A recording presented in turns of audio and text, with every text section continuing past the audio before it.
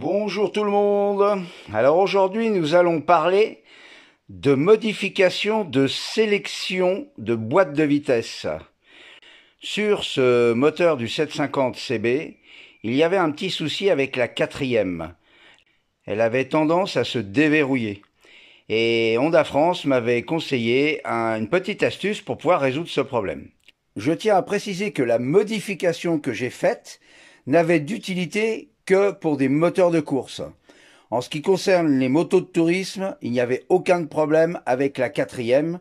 Alors, comme sur YouTube, il y a pas mal de gens qui savent à peu près comment fonctionne une boîte, mais pas tous, je vais essayer de faire un peu de vulgarisation sur comment fonctionne une boîte de vitesse. Alors, dans une boîte de vitesse, bien sûr, il y a des pignons. Dans ces pignons-là, il y a des pignons fixes, comme celui-ci, celui-ci, celui-ci. Et puis, il y a des pignons, ce qu'on appelle baladeurs, qui, pour changer de vitesse, sont manipulés afin de passer d'un pignon à l'autre pour obtenir la bonne démultiplication. Ces pignons baladeurs sont actionnés par des fourchettes de boîte de vitesse. Voilà à quoi ressemble une fourchette de boîte de vitesse. Sur ce moteur, il y en a 3. Elles s'enclenchent sur le pignon baladeur, de manière à le pousser de chaque côté.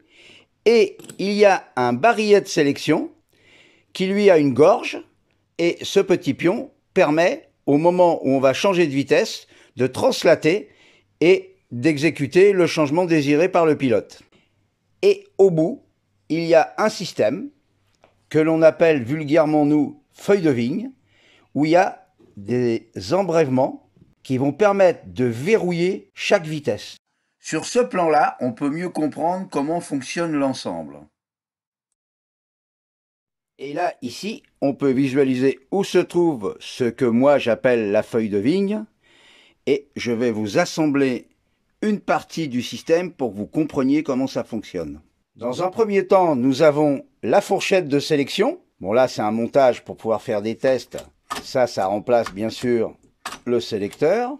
Pour faire simple, nous avons cette roulette-là qui se met entre deux petits tonneaux-là pour verrouiller une vitesse. Et ici, pour le point mort, nous avons un embrèvement dans cette rondelle avec une petite roulette qui permet au point mort de rester bloqué point mort. Alors l'astuce, elle est de faire un autre embrèvement pour que quand cette roulette-là va tomber en face, elle nous aide à verrouiller la quatrième en plus de cette roulette-là.